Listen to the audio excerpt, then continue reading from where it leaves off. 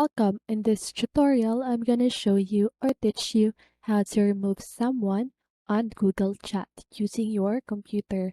So if you want to know how I did it, just keep on watching.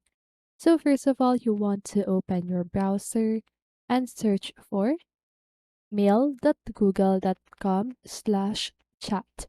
Okay? Or you can just go ahead and search for like this chat.google.com. Okay?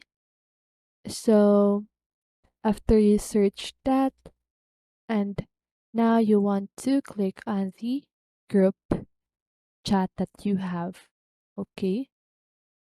So now click on this drop down arrow here at beside of your group's name and click on view members.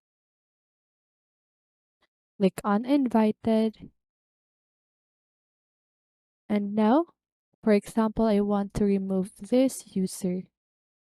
So I'm just gonna click these three little dots at the right side of their username or their email address and click this remove from space. Okay. So as you can see, I already removed that user. So you can already see here. Okay.